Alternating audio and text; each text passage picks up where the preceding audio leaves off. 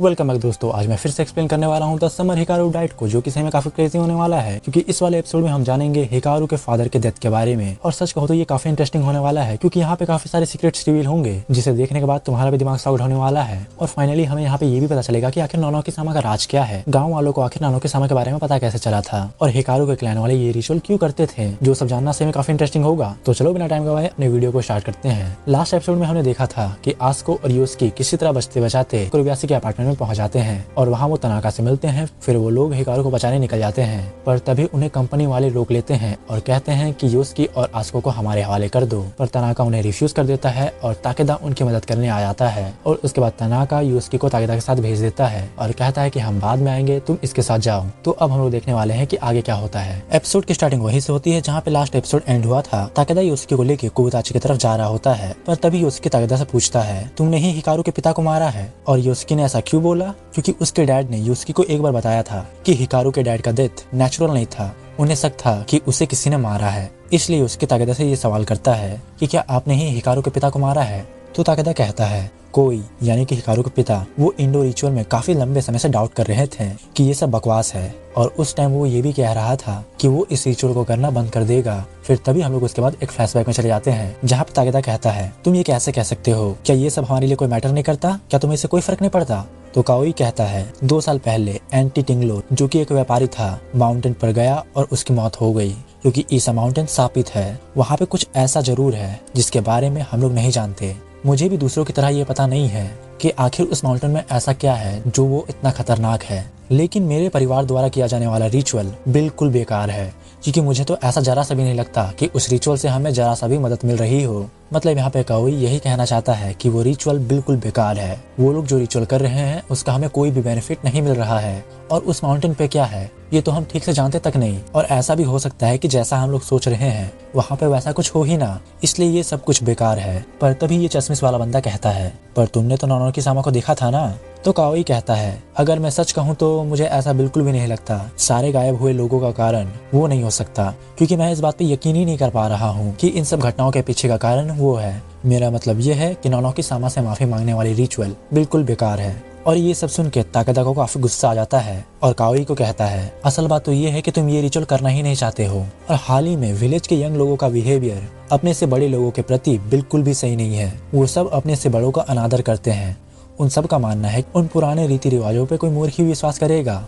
उन्हें ये यकीन ही नहीं होता कि नानोकी-सामा जैसा भी कुछ होता है। तभी ये चश्मिश फिर से कहता है, इसलिए तो वे लोग रीअर्बनाइजेशन प्रोजेक्ट और काफी सारी चीजों को सपोर्ट कर रहे हैं। तो उसके बाद ताकेदा फिर से बोलता है, हम और मुट्ठी भर कुछ लोग ही इस इंडो परिवार के पाप और गुमोसी के कर्तव्य के बारे में जानते हैं। तुम ये सब छोड़ के भाग जाना चाहते हो ना, क्योंकि यही तुम्हें सबसे आसान लग रहा है, सब कुछ को छोड़ देना। लेकिन ये सब सुन के काओई को बहुत गुस्सा आता है और वो चिल्ला कर कहता है, आप लोग ऐसे ही मुझ पे कुछ भी आरोप नहीं लगा सकते हैं। और हाँ, मैं आप सबको एक बात साफ साफ बता देता हूँ, विलेज के यंग लोग सही है, उन्हीं का मानना सही है। आखिर क्यों मुझे और मेरे बेटे को यहाँ के बुजुर्गों को खुश रखने के लिए इस यूजलेस और खतरनाक रिचुअल को बार बार करना पड़ता है, जबकि इस रिचुअल से कुछ बदलने भी वाला नहीं है। बेकार है ये। और अगर तुम लोग इतने ही डरे हुए हो तो खुद माउंटेन पे क्यों नहीं चले जाते, बेवकूफ लोग।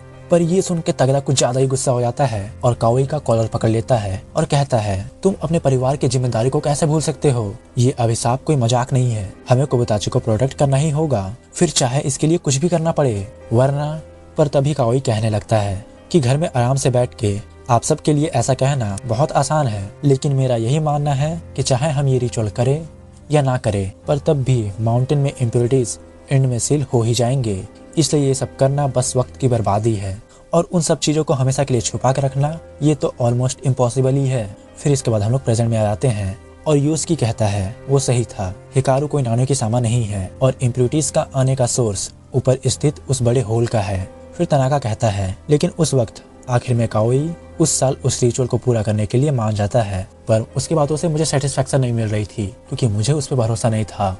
और उसके बाद जो हुआ, मुझे पता था कि वो माउंटेन बहुत खतरनाक है, लेकिन उस समय मैं काफी गुस्से में था। मैंने खुद से कहा था कि मुझे आखिर ये जानना ही होगा कि रिचुअल सही तरीके से किया जा रहा है या नहीं, और इसके लिए भले ही मुझे अपनी जान भी दांव पे लगाने क्यों ना पड़े। इसके बाद हम लोग फिर से फ्लैशबैक में आ जाते हैं और देखते हैं कि ताकेदा काओई का पीछा कर रहा होता है। काओई उस माउंटेन की तरफ जा रहा होता है उस रिचुअल को पूरा करने के लिए, और चलते चलते वो लोग एक गुफा में पहुंच जाते हैं, जिसे देख के ताकेदा कहता है कि ये जरूर वही जगह होगा जहाँ रिचुअल किया जाता है। मैंने सुना है कि पहले यहाँ पे माइनिंग हुआ करती थी, पर काओई उस गुफा के अंदर जाने लगता है, लेकिन उसे अंदर नहीं जाना था, जिसे देख के ताकेदा कहता है मुझे पता था ये कुछ न कुछ गड़बड़ जरूर करेगा। इससे ताकेदा उसे रोकने की कोशिश करता है। वो उसकी तरफ आगे बढ़ता है और कहता है कि ये तुम क्या कर रहे हो और उस रिचुअल का क्या हुआ। तो काओई उसे देख के कहता है कि तुम यहाँ पे क्या कर रहे हो। तो ताकेदा कहता है कि मुझे बस यही देखना था कि रिचुअल सही तरीके से किया जा रहा है या नहीं, पर तुम तो कुछ और ही कर रहे हो। तो काओई फिर से कहता है कि तुम यहाँ पे खाली हाथ क्यों आ गए। तो ताकेदा कहता है कि हाँ, मुझे पता था कि ये जगह खतरनाक है, पर ये मेरी रिस्पॉन्सिबिलिटी है जिसे मुझे फुलफिल करना ही होगा। पर तभी वो देखता है कि उसका पैर किसी अजीब सी चीज के ऊपर रखा गया है, जिसे देख के ताकेदा काफी घबरा जाता है। इसके बाद हम लोग देखते हैं काओई को इम्प्योरिटीज पकड़ लेती है, जिसे देख के ताकेदा शॉक्ड हो जाता है और उसे बचाने के लिए आगे बढ़ता है, पर काओई उसे रोक देता है और कहता है कि मेरे सामने मत आना, क्योंकि अगर तुम मेरे सामने आए तो इस माउंटेन के इम्प्योरिटीज तुम्हें भी पकड़ लेंगे। और ये सब सुन के ताकेदा कहता है तुमने इन लोगों को मेरे जगह खुद को ऑफर कर दिया।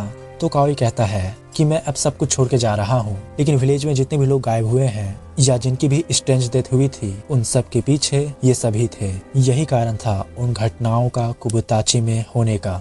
जितने भी लोग मरे हैं उन सब के पीछे ये इम्प्योरिटीज ही थे, और इसी को सब नौनों की सामा का कर्स मानते हैं। पास्ट में विलेजर्स के इम्प्योरिटीज ही अब विलेजर्स पे हमला कर रहे हैं। पास्ट में उन लोगों ने इम्प्योरिटीज को हेड ऑफर करने की कोशिश की होगी, जिसकी वजह से उन लोगों का काफी हॉरिबल तरीके से डेथ हुआ। पर ताकेदा को यहाँ पे कुछ समझ में नहीं आ रहा होता है। वो पूरा कंफ्यूज होता है कि वो क्या कह रहा है, यहाँ पे चल क्या रहा है। लेकिन फिर काओई ताकेदा से माफी मांगता है और कहता है ये रिचुअल वास्तव में विलेज की भलाई के लिए थी, और मैंने हिकारू को अच्छे से इस रिचुअल के बारे में बता दी है, लेकिन मैं ये चाहता हूँ कि आप उसे इस बात का निर्णय खुद करने दें कि वो इस रिचुअल को करना चाहता है या नहीं, और प्लीज सबका ख्याल रखना। उसके बाद हम लोग फिर से प्रेजेंट में आ जाते हैं और ताकेदा रो रो के कह रहा होता है काओई ने मुझे प्रोटेक्ट किया और इम्प्योरिटीज उसे अपने साथ ले गए, और ये सब मेरी ही गलती थी। इसलिए हाँ, तुम ये कह सकते हो कि काओई को मैंने ही मारा है, क्योंकि उसकी मौत मेरे ही वजह से हुई है। और जब हिकारू ने भी कहा था कि वो रिचुअल को करना चाहता है, तब भी मैंने उसे नहीं रोका। मुझे इस बात का डर था कि अगर वो रिचुअल ना हो तो विलेज में कुछ भयानक होगा। मैं बिल्कुल अपने पिता जैसा हूँ। मैंने अपने ही डर का सामना किया और उन चीजों को नजरअंदाज कर दिया जिसकी मुझे वास्तव में रक्षा करनी थी, जिससे प्रोटेक्ट करना मेरा कर्तव्य था। और ये सब बोलते बोलते ताकेदा काफी जोर से रो रहा होता है, पर तभी यूस्की उसे कहता है कि आप सही में पीस ऑफ ट्रैश हो। और ताकेदा रोते हुए ही कहता है आखिर मुझे कैसे नहीं पता चला, मैं सच में किसी काम का नहीं हूँ। और साथ ही में काफी रो भी रहा होता है, और ये एपिसोड भी इसी के साथ एंड हो जाता है।